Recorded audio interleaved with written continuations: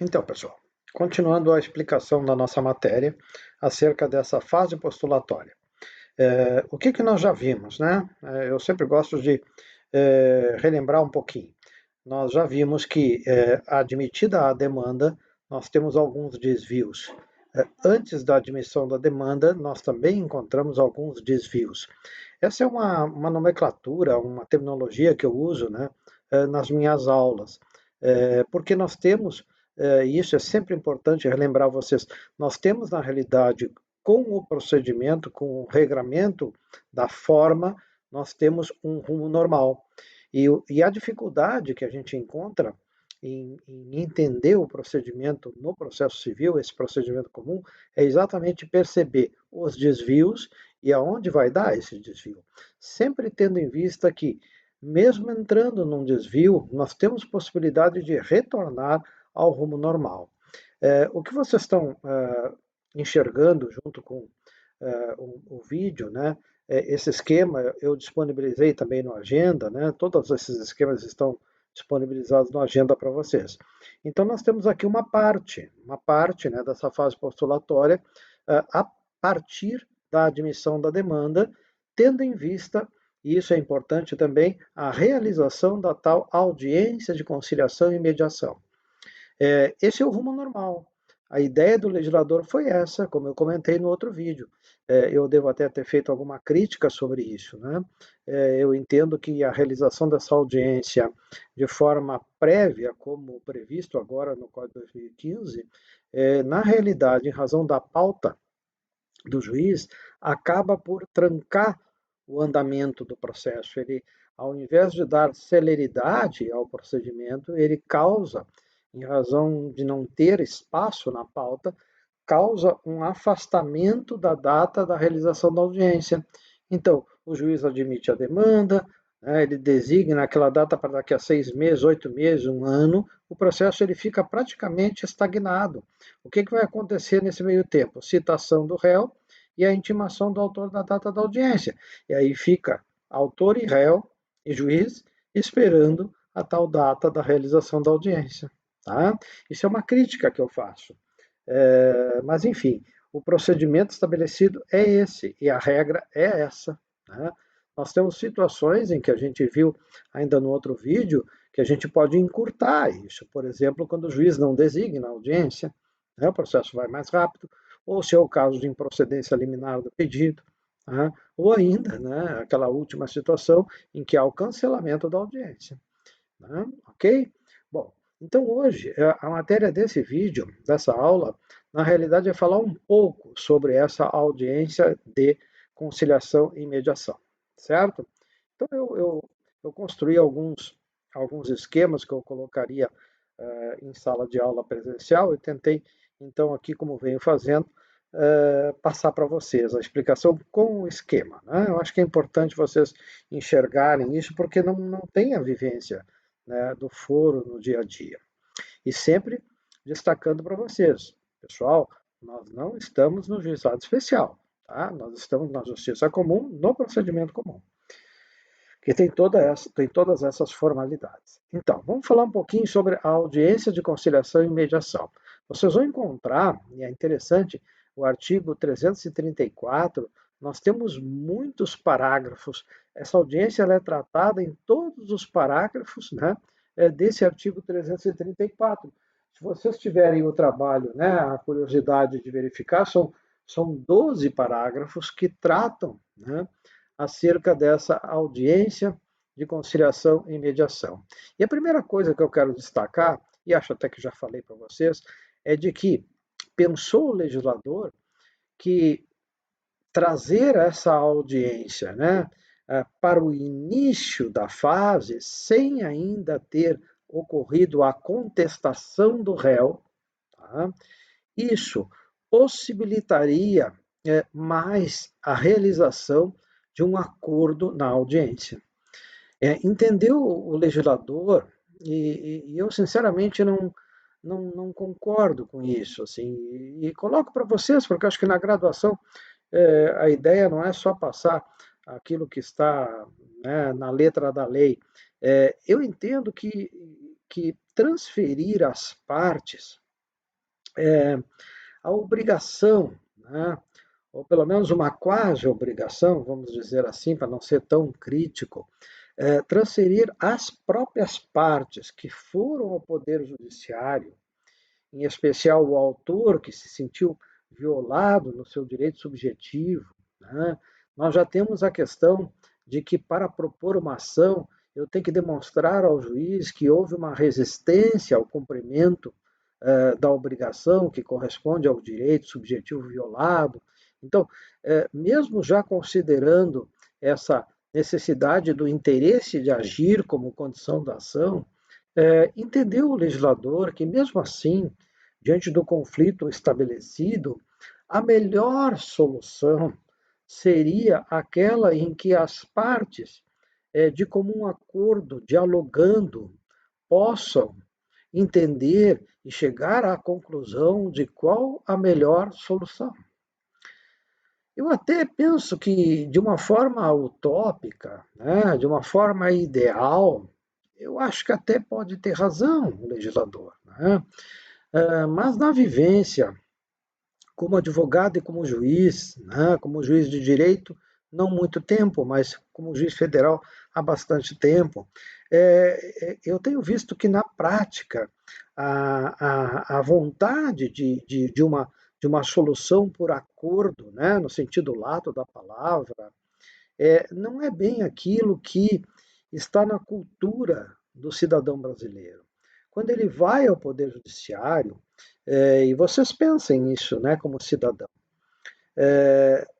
na realidade, quando você vai ao Poder Judiciário, o que você espera do Poder Judiciário? Você espera, na realidade, que alguém, né, representando esse poder na figura do juiz, diga, principalmente o autor, né, diga, eu não tenho razão, juiz. É isso que normalmente a pessoa espera. Eles dizem assim, né, as pessoas falam assim, eu vou processar o ciclano. Então, aquela ideia de processar o ciclano é no sentido de que o poder estatal, na função jurisdicional, venha dizer se eu estou certo ou se eu estou errado. A ideia de jurisdição é inerente a essa resposta como atividade estatal. Mas, enfim, em razão de várias circunstâncias que são verdadeiras, né?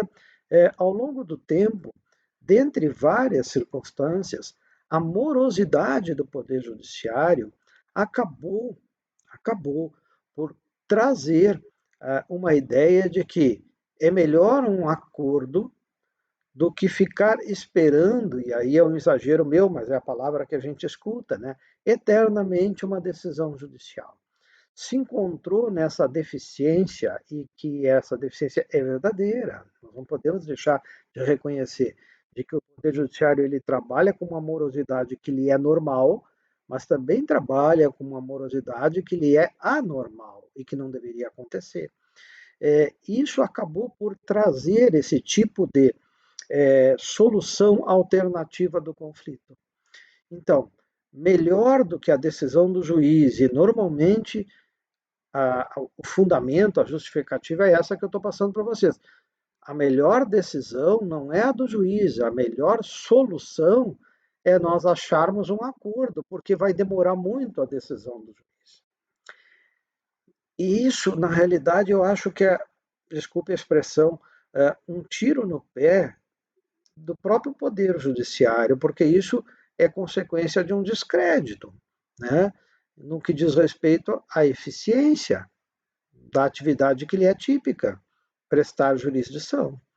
Mas o legislador, diante da realidade, acabou, né, adotando essa solução alternativa do conflito por via de conciliação ou por via de mediação, exatamente em razão desse defeito, né, de morosidade processual, tá, de demora no tempo da solução dada pelo próprio juiz.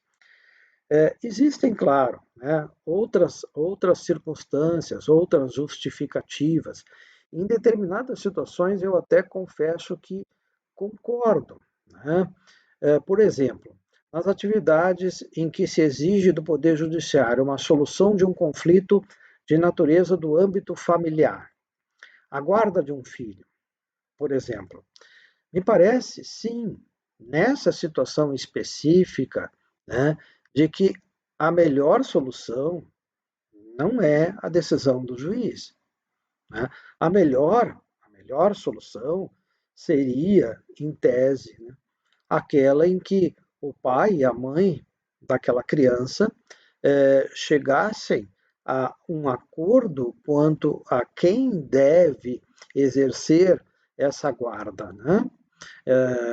O pai ou a mãe, ou quem sabe de uma forma compartilhada, que isso é, aliás, a solução mais adotada quando possível e mais recomendada, né?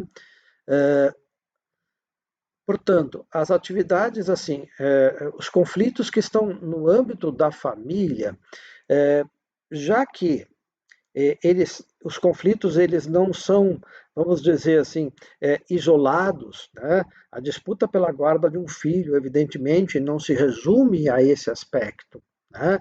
Nós temos aspectos anteriores a esse conflito específico e nós vamos ter, por evidente, né, também outros problemas a partir da definição da guarda. As pessoas que estão como autor e réu, né, como pai e mãe de uma criança, eles vão continuar se relacionando.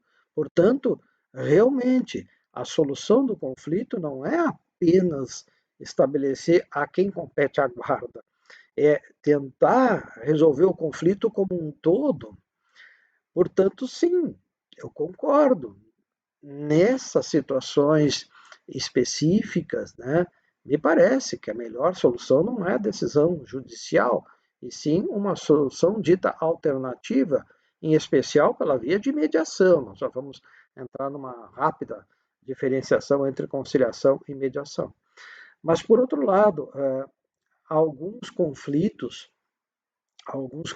e aí vou me arriscar um pouquinho, né, na área do direito do consumidor, me parece que tentativas de conciliação, e aí é mais adequada a conciliação do que a mediação, na solução do conflito do consumidor com o fornecedor, não me parece isso muito interessante, no bom sentido, né?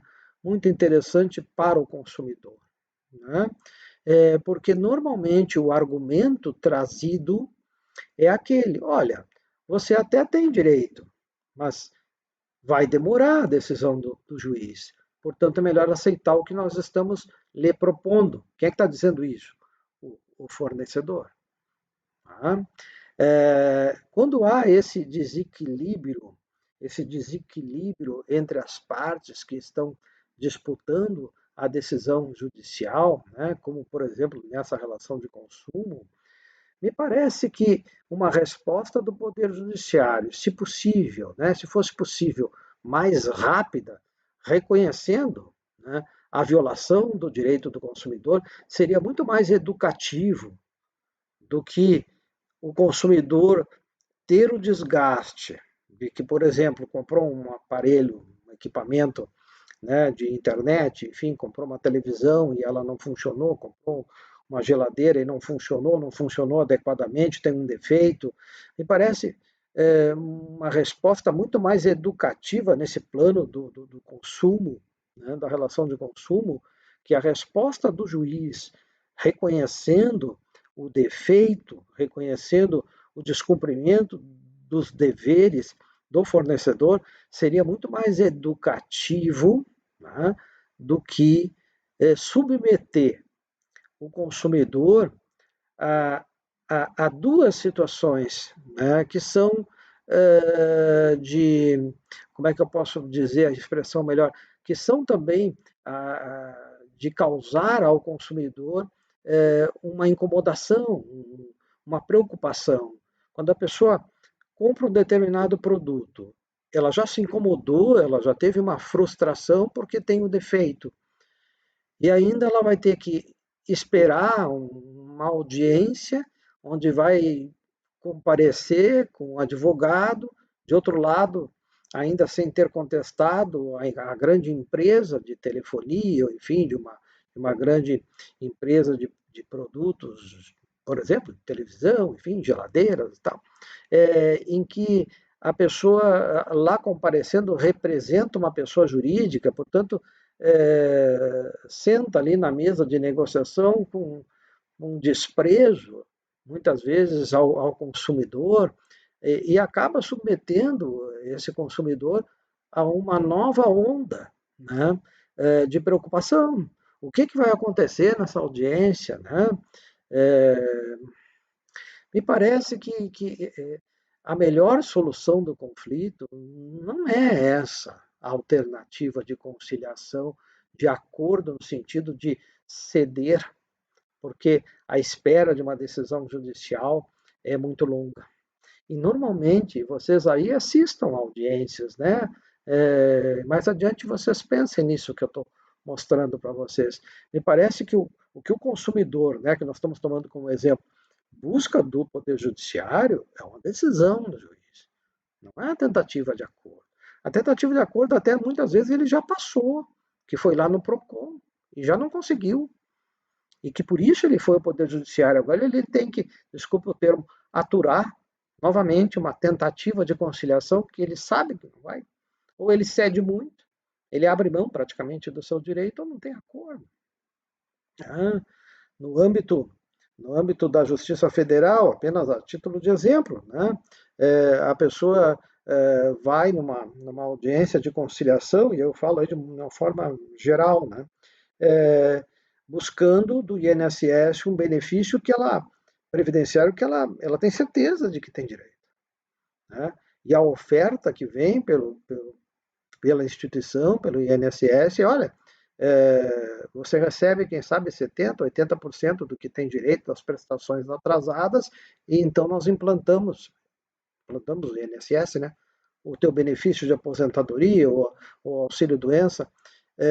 Me parece que se a pessoa tem o direito, né, se esse direito está devidamente demonstrado, né, já tem laudos, inclusive, né, que ele trouxe aos autos do processo, ele tem direito a 100%, não tem direito a 80%.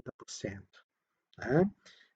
Isso, desculpe também o termo, né, isso me parece mais até uma ação de acordo do que acordo, né?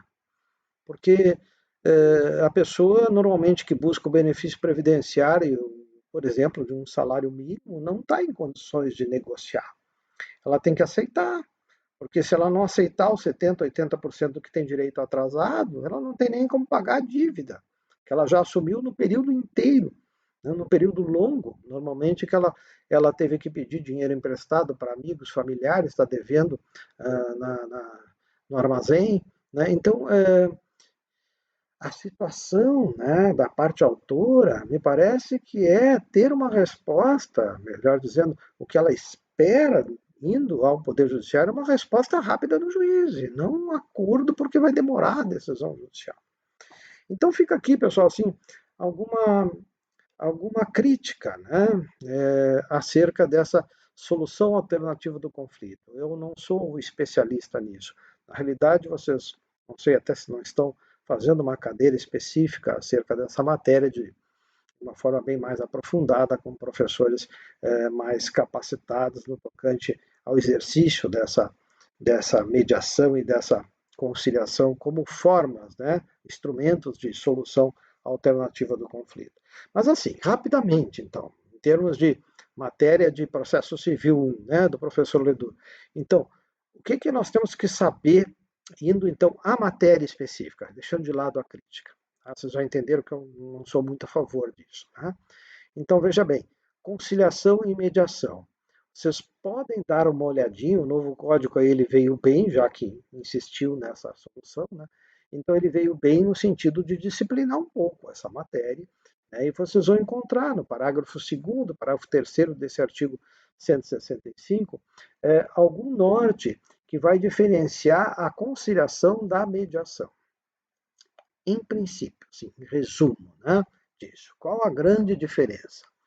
É que, na realidade, o conciliador, ele trabalha né? Ele trabalha propondo, ele trabalha com as partes, autor e réu, propondo soluções, né? Ele é mais ativo na tentativa da busca da solução. Ele leva as partes à conciliação no sentido de proposição de soluções àquele conflito. Ele é uma pessoa que trabalha, né, tecnicamente, no sentido de proposição do acordo, né, interferindo. Claro, sempre com o cuidado de não ultrapassar, e aí vocês já podem ir olhando, porque a gente vai explicando isso junto, tá? Eu não vou fazer a aula explicando princípios por princípios, né? Mas ele trabalha necessariamente no plano da imparcialidade.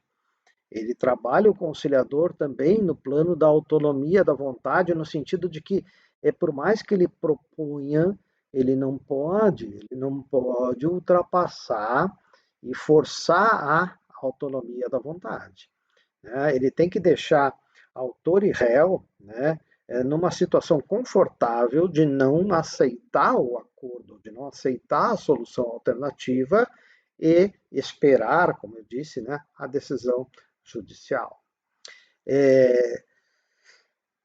Tentando ir à diferenciação da mediação. A mediação, ela tem no mediador uma pessoa que exerce uma técnica em que ela provoca, e claro, há um treinamento, eu acho até muito mais profundo do que na conciliação, ele tenta provocar nas partes a solução do conflito por elas, né? Então, ele não propõe soluções, ele provoca as partes a proporem a solução. A mediação, tentando voltar nos exemplos que eu já falei quando fiz a crítica, a mediação, ela exerce um papel fundamental naquelas relações de família. Nas relações de família, o mediador exerce a técnica adequada para a solução dessas demandas, né? Ele não vai propor a solução, ele vai provocar nas partes, através de um trabalho muito psicológico, ele vai trabalhar a parte para que das partes venha a solução. Tá? Por exemplo, aquilo que nós falamos da guarda dos filhos. Tá? Ele também, tanto o conciliador como o mediador, ele trabalha sempre com esses princípios, são fundamentais. A imparcialidade, a autonomia da vontade, ele não pode forçar a barra, né, na autonomia da vontade. Tá? O mediador, né, assim como o conciliador, falando dos princípios, né, ele também tem o dever de trabalhar com esse princípio da chamada decisão informada. Ele tem, e principalmente o conciliador, ele tem que trazer às partes informações com o cuidado de manter a imparcialidade acerca da existência do regramento objetivo abstrato daquele conflito. Ele tem que trabalhar no sentido de informar as partes acerca das regras que regem aquela relação jurídica onde surgiu o conflito. Ele tem que ser uma pessoa preparada também no aspecto jurídico, tá? No aspecto psicológico e no aspecto jurídico. Tá? É, um outro princípio também que é importante, isso é tanto na conciliação como na mediação, esse princípio aqui da confidencialidade, o que é isso? Na realidade, tem que ficar muito, muito claro pelo mediador e pelo conciliador as partes, no sentido de que tudo que eles falarem naquela mesa de tentativa de solução alternativa, nada do que for falado ali será considerado como fato que lhe prejudique se eventualmente não chegar à solução e a decisão judicial tiver que ser dada pelo juiz. Certo? Então, tudo que for comentado, tudo que for discutido durante a tratativa, essa tentativa, né, de um acordo, fica fora dos autos como prova. Isso tem que ficar muito clara também. A informalidade como princípio, claro, se você vai tentar a solução alternativa de conciliação e mediação, a forma fica do lado, fica de fora, não há uma forma que vai estabelecer o procedimento, primeiro vai falar o autor, depois vai falar o réu, né? Depois vai falar o mediador, o conciliador. Não, não há uma forma, uma ordem, né? Isso tudo depende da sensibilidade da pessoa humana que conduz a mediação ou conduz a conciliação. Para vocês verem que o preparo dessas pessoas tem que ser profundo. Né? Não é qualquer um aqui que vai de imediato ter a experiência e o conhecimento para exercer a conciliação e a mediação. Pensem nisso e, na medida do possível, compareçam em audiências, até no juizado especial, onde tem uma tentativa de acordo também no rito que lhe é próprio. Né? E depois conversem comigo, quando a gente voltar, ou até aqui no canal, ou por e-mail, conversem comigo mais adiante no tempo, né, de vocês, se vocês verificaram essa capacidade técnica que eu estou tentando mostrar para vocês e que se exige do conciliador e do mediador. Tá? Ainda para fechar essa diferenciação de conciliação e mediação. O primeiro aspecto que diferencia é esse, né? Na conciliação se propõe soluções, tá? E na mediação se provoca soluções pelas próprias partes. Tá? O segundo aspecto, são muitos aspectos, tá? Eu sei que vocês vão ter uma cadeira específica disso, tá? O outro aspecto, a conciliação ela é normalmente adequada a um conflito, vamos dizer assim, de momento. Né? É um conflito entre pessoas que se relacionaram num determinado momento. Por exemplo, numa compra e venda. Né? Por exemplo, em razão de um acidente automobilístico. Né? As pessoas, na realidade, não tinham antes, nem vão ter depois, uma manutenção de relações pessoais. São conflitos que surgem na vida de qualquer um e que não tem um anterior, não tem uma vida de relação anterior, e muito menos vai ter uma possibilidade concreta de uma consequente relação posterior. Né? São conflitos independentes, a palavra talvez mais adequada seja essa. Né? Então, a conciliação ela é mais adequada à solução desses conflitos, tá? Em que a gente não precisa, como conciliador, pensar no antes nem do depois da solução do conflito em pauta. Ok? A mediação, ao contrário. A mediação, e aí eu volto ao exemplo, né? A mediação ela é normalmente adequada à solução dos conflitos de família. Então, no conflito de família eu tenho um antes e eu tenho um depois.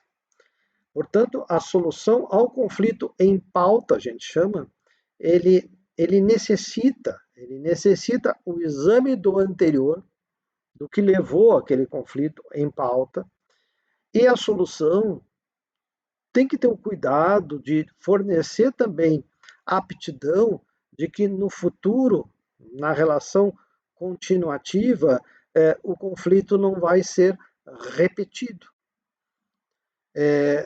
Portanto, a mediação, como eu disse anteriormente, ela realmente necessita de uma profundidade maior e eu até arrisco, né, de uma capacidade técnica maior de quem exerce essa atividade. Então, em termos de aula nossa, né, de matéria nossa, a diferença entre conciliação e mediação fica nesses dois aspectos. Né? Para fechar esse esquema aqui, é interessante também que vocês percebam que solução alternativa do conflito por conciliação e mediação não tem nada a ver com outro instituto, que é a chamada arbitragem. Tá?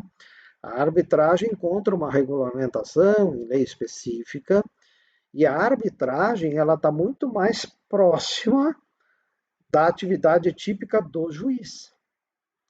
Ou seja, as partes, na realidade, buscam uma solução de uma terceira pessoa que dê confiança de ambas as partes, não sendo o juiz, exerce a função típica do juiz. Então, as partes na arbitragem buscam uma solução de um terceiro ao conflito entre elas e conferem esse poder pela autonomia da vontade, conferem ao árbitro a função que normalmente é exercida pelo juiz como jurisdição. Só que o árbitro vai exercer uma jurisdição, entre aspas, não do poder judiciário, e sim como, por exemplo, um advogado que tem na sua atividade diária realizar essa arbitragem. Tá? Existem escritórios específicos, assim, especiais, especialistas, né, em realizar essa arbitragem como trabalho jurídico. Tá? Então, um grupo, por exemplo, de advogados, eles podem criar uma sociedade de advogados cujo serviço proposto à sociedade não é representar a parte autora, representar a parte ré. Eles exercem essa atividade de dar solução fora, extrajudicial, né? Sendo eleitos e aí contratados pelas partes em conflito. É interessante, né? É interessante. Onde isso ocorre, professor? Normalmente ocorre nos conflitos entre grandes empresas. Nos conflitos entre grandes empresas, há um custo muito maior, né, de buscar ao Poder Judiciário uma solução, porque as grandes empresas elas têm um grande poder econômico, contratam escritórios de advocacia que podem levar as causas ao Supremo Tribunal Federal, ou pelo menos ao Superior Tribunal de Justiça, e isso evidentemente leva muito tempo. E a solução do conflito entre aquelas empresas não pode aguardar tanto tempo. Então, elas elegem, né, alguém que possa exercer essa função de dar uma decisão, né, onde previamente eles já acatam a decisão futura, né, e a lei confere a decisão dada pelo árbitro, se respeitada todas as formas legais, o mesmo nível de decisão judicial. Tá? Introduzir essa questão da arbitragem porque ela pode induzir vocês a algum equívoco, principalmente em termos de prova objetiva, da OAB e tal. Lembrei quando comecei a preparar esse esquema da aula de hoje. Certo, pessoal? Bem, vamos um pouquinho mais adiante, falando ainda dessa audiência de conciliação. Bem, quanto ao momento, quando que se realiza a tal audiência de conciliação e mediação? E quando eu falar audiência, eu vou estar sempre me referindo a essa audiência de conciliação e mediação prevista nesse artigo 334. Então, eu vou pedir que vocês olhem, né, esse regramento do momento está no próprio caput, no início do artigo 334 e não necessariamente nos seus parágrafos. Vejam bem o que diz esse artigo 334 e vocês vão perceber que a redação pode deixar em dúvida. Me deixou em dúvida quando eu olhei o código pela primeira vez. Tá? Então diz assim, se a petição inicial preencher os requisitos essenciais, tá? É a redação que vocês estão olhando aí no código. Não for o caso da improcedência liminar do pedido, o juiz designará audiência de conciliação ou de mediação, e aí vem a parte do momento. Ó, com antecedência mínima de 30 dias, devendo ser citado o réu com pelo menos 20 dias de antecedência. Eu não sei se vocês vão concordar comigo, mas eu lendo essa parte final do artigo 334 no seu caput, eu fiquei em dúvida.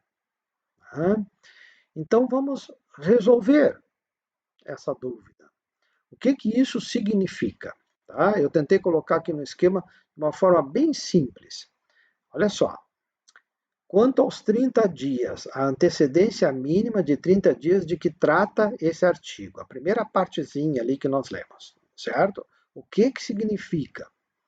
Significa que o juiz, ao admitir a demanda, verificando que não é o caso ali de desvios, tá? Ele tem que designar, portanto, a audiência, é isso que diz o introito, né, do artigo. Ele, no tocante à data de designação, ele só pode designar a tal audiência após 30 dias. Ele não pode designar a audiência, por exemplo, ele está admitindo a demanda hoje, portanto, ao designar a audiência, ele não pode designar a audiência para daqui a 15 dias.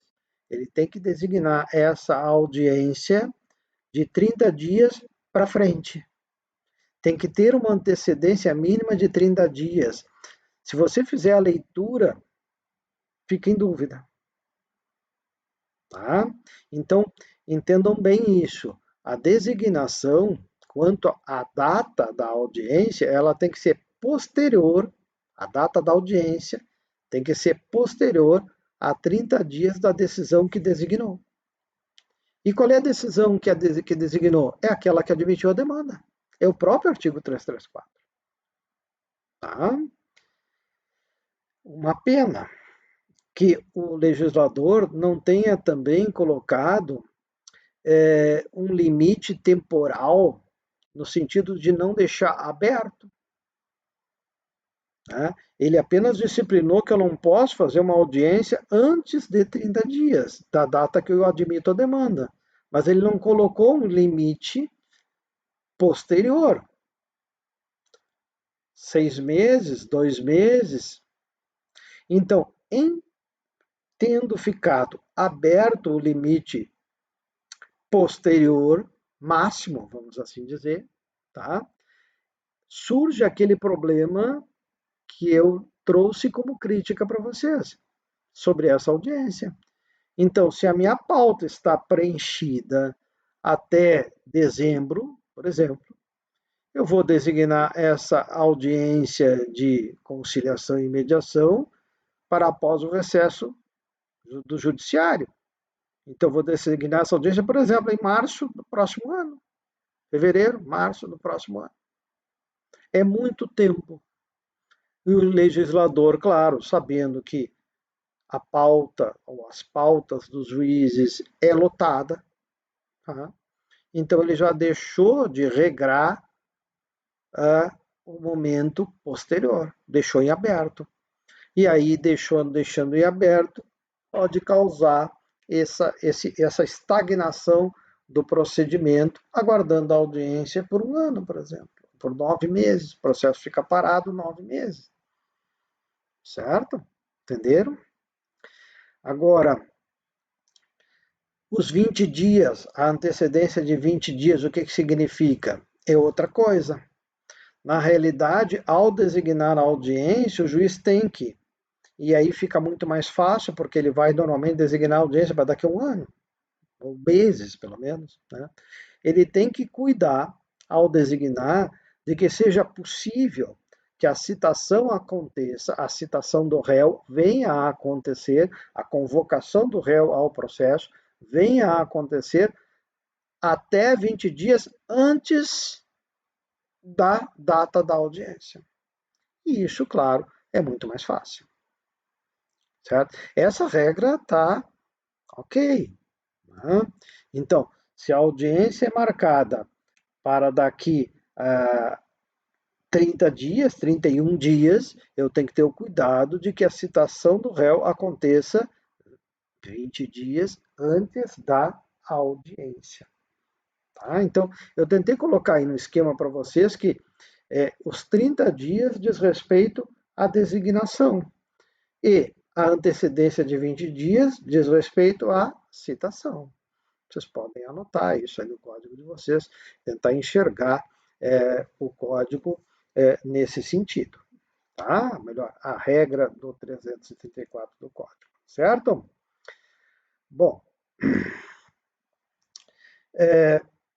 Outro aspecto quanto ao momento dessa audiência, né? Então, sim, é possível que na data da audiência, veja como isso pode causar um atraso ainda maior, a gente evolua na audiência e chegue perto de um acordo, por mediação ou por conciliação, chegue perto.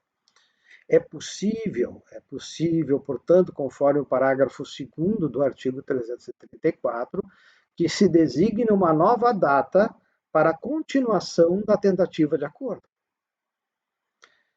E aí o Código disciplinou essa nova data para a continuidade daquela audiência, né? Porque se chegou perto, não vale a pena agora, porque terminou o tempo, porque tem uma audiência depois, né? Então, terminou aquele tempo, não teve o acordo, eu encerro uma tratativa que está em evolução. O Código, então, previu essa possibilidade de eu marcar uma nova data para a continuidade. Só que essa data tem que ser dentro de 2 meses dessa audiência em que houve a evolução da tentativa de conciliação ou mediação. Certo? Ok? Muito bem. Por que que tem essa possibilidade? Tudo vai se encaixando e vai se vinculando, né? Vocês têm que ler esses 12 parágrafos do artigo 334, porque eu não estou esgotando toda a matéria, tá, pessoal? Vocês têm que ler esses parágrafos. Essa pauta, e aí eu acho que veio bem também o legislador, tá? Porque não podemos cumprir, mesmo que eu não concorde com o momento dessa audiência, né, de forma antecipada, eu preferia essa audiência mais adiante no procedimento, conforme eu já disse. Mas essa audiência, já que tem que ser feita, ela tem que ser feita de uma forma real. E esse parágrafo 12º, né, ele é interessante na medida em que ele estabelece essa regra que vai nortear a colocação do horário da audiência na pauta do juiz. Então, o juiz, ao formar a pauta de conciliação, ele tem que ter o cuidado de deixar para cada audiência no mínimo 20 minutos, o que é pouco, hein? O que é pouco. Então, não é para marcar, como a gente vai no consultório médico, vai no SUS, né? Então, quer dizer, a consulta do médico é de 5 em 5 minutos. Aí você chega lá 1h30 da tarde e vai ser atendido às 18h30 ou às 19 horas. Não é isso, né? Na realidade, a pauta do juiz, e o juiz tem que ter muito cuidado com isso, nessa pauta de conciliação e mediação, ele tem que formar uma pauta de audiência a cada 20 minutos. Ele não pode colocar 5 minutos para cada tentativa. O legislador teve esse cuidado. Tá? Aí eu dou os parabéns, porque realmente, tentativa de conciliação em 20 minutos, o cara já entra de costas. Né? Menos de 20 minutos. Tá? Não dá em nada. Ou entra na sala de audiência, tem possibilidade de acordo? Não tem, tá, terminou a audiência, vai embora. Bom, então é melhor não fazer a audiência. Tá? É melhor não construir o que o legislador aqui construiu, né, acerca de toda uma teoria lá, acerca dessas soluções alternativas de conflito. Tá? Já que existe, que se faça bem.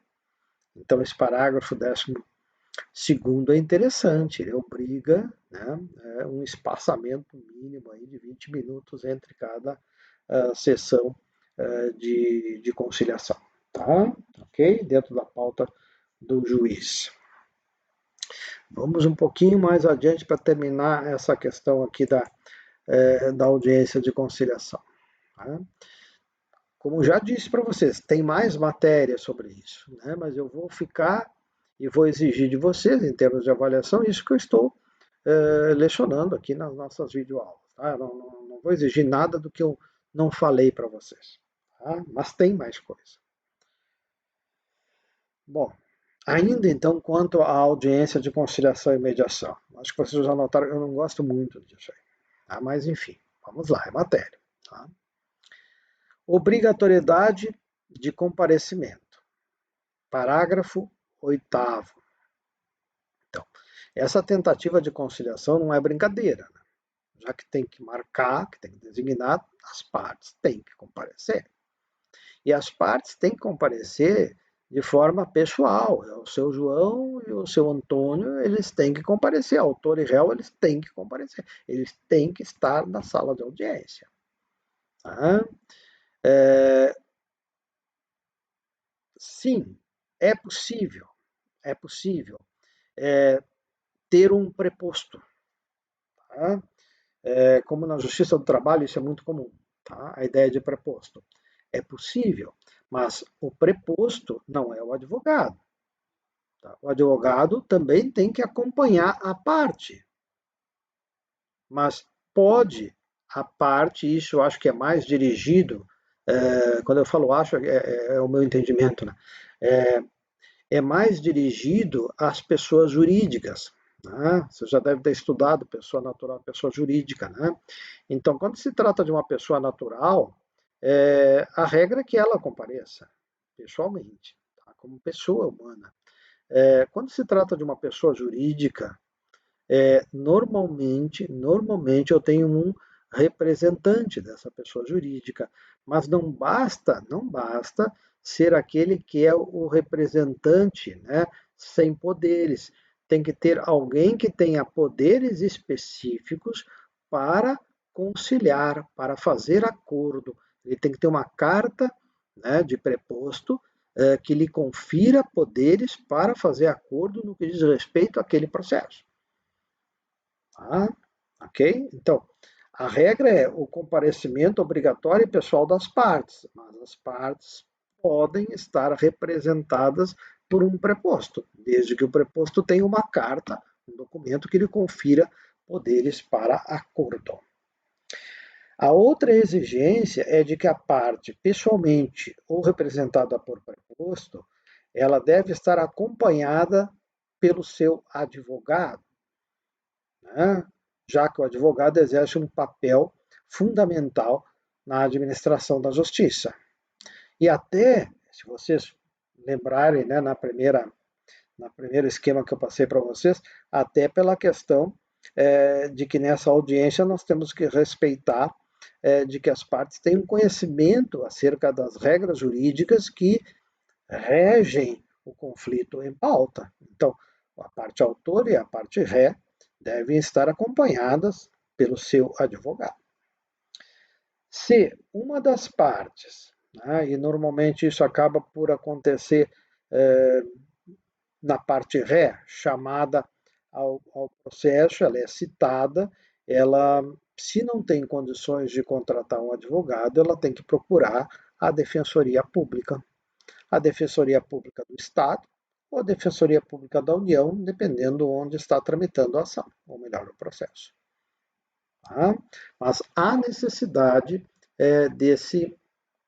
desse acompanhamento, né, técnico que o advogado ou o defensor público deve prestar à parte que assiste. Tá bem? Então, há uma obrigatoriedade do comparecimento pessoal das partes. E daí surge, né, uma consequência pelo não comparecimento. Na medida em que uma das partes, autor ou réu, tá, ou ambos, tá, não comparece, essa conduta, ela é considerada ato atentatório à dignidade da justiça. O nome até é bonito, né? A expressão é bonita.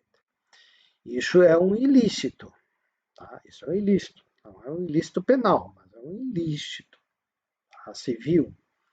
Esse ilícito civil, que caracteriza o ato atentatório, é a parte não comparecer e não comparecer justificando, porque a parte pode justificar, a parte pode comparecer, pode não comparecer, mas apresentar um atestado médico, por exemplo. Pode apresentar um documento que comprove de que ela está convocada a um serviço especial, público, militar, por exemplo, que lhe retira da cidade naquele momento. Enfim, se o simples não comparecimento, né, acontecer, ou seja, não tiver uma justificativa para o não comparecimento, então se considera ocorrido o ato atentatório à dignidade da justiça e a sanção. A pena, né, a consequência sancionatória é essa que vocês enxergam aqui no nosso esquema. A parte que não comparece, né, de forma injustificada, ela recebe uma multa a ser fixada pelo juiz de até 2%, normalmente sobre o valor da causa, que representa o conteúdo econômico da demanda, conforme nós já vimos em outra aula. Tá? Multa de até 2%. Tá? Ok? E nesse aspecto é interessante de mostrar para vocês. Quem comparece, né, por exemplo, em audiências do juizado, o rito, ele nessa parte se assemelha e pode induzir o aluno a algum equívoco. Né? A sanção por não comparecer, pessoal, fica apenas nessa questão da pena, né, de multa. Não existe aqui revelia. Tá? A revelia é outra situação que a gente vai estudar no nosso semestre ainda, mas eu vou antecipar para vocês. A revelia no procedimento comum que nós estamos estudando é uma consequência do réu não oferecer a contestação. E se vocês estão acompanhando essa explicação, né, no tocante ao rumo normal do procedimento, o prazo de contestação ele só vai abrir para o réu após essa audiência. Portanto, não há que se falar de revelia se o réu não comparece na audiência de conciliação e mediação. Simplesmente ele vai ser considerado, se não justificar, como pessoa que cometeu ato atentatório à dignidade da justiça e vai receber uma multa a ser fixada pelo juiz. A consequência, portanto, não é revelia, hein? Tá?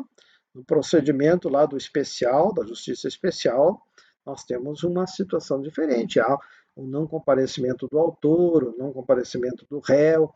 Né? Não vou entrar aqui nessa matéria, senão vou ter que explicar todo o rito especial do juizado especial. Tá? Mas aqui, no procedimento comum, a consequência é apenas essa. Aplica-se uma sanção, não é caso de revelia.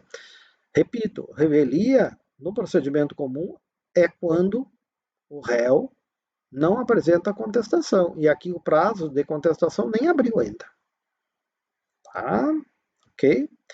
Claro que, não comparecendo uma das partes na audiência de conciliação, resta frustrada a tentativa. E se resta frustrada a tentativa, né, então não houve o acordo, portanto, vocês podem ir ao artigo 335 e vocês vão encontrar no artigo 335 o marco inicial do prazo de resposta do réu. Tá? Eu até vou ler aqui para vocês. Ó. O réu poderá oferecer a contestação por petição no prazo de 15 dias, cujo termo inicial será a data, inciso 1, ó, da audiência de conciliação ou de mediação, ou da última sessão de conciliação, como a gente já viu a possibilidade de ter mais de uma sessão, tá?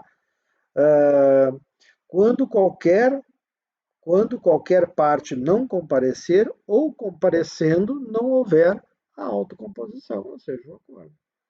Então, o não comparecimento do réu, por exemplo, né, ok, abre o prazo de resposta para ele.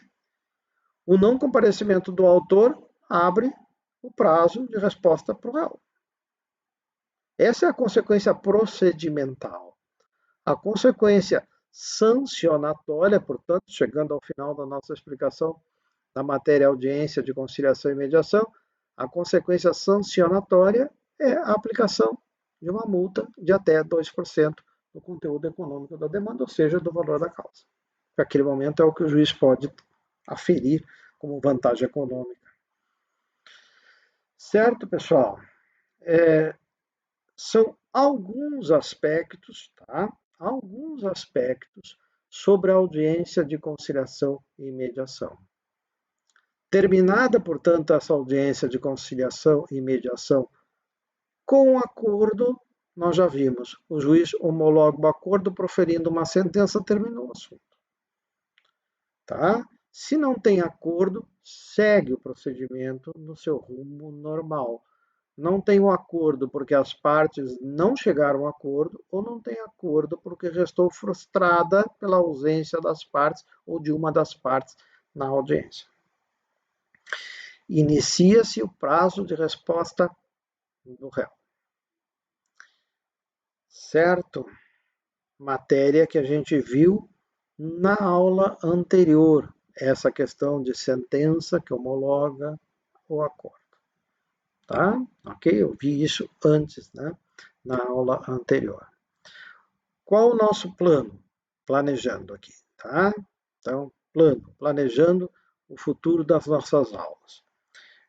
Eu vou gravar uma aula sobre citação, tá? Tentar mostrar para vocês, então, a natureza jurídica, o que é a citação dentro do direito, as modalidades de citação, os efeitos da citação, e aí nós vamos entrar, isso já na outra semana, tanto a citação, nós vamos entrar também na resposta do réu. Nós vamos falar sobre a contestação, sobre a reconvenção, tá? Vamos falar sobre exceções instrumentais, nós já vamos entrar nessa questão da resposta do réu, onde também eu tenho que explicar para vocês acerca da contagem de prazos. Tá? Então, é esse o plano, tá? De desenvolvimento. E eu acho que com essa semana eu já consigo, então, equiparar, em termos de conteúdo ministrado, a turma da noite com a turma da manhã. Na próxima semana nós já saímos as duas turmas no mesmo plano. Tá bem? Era isso.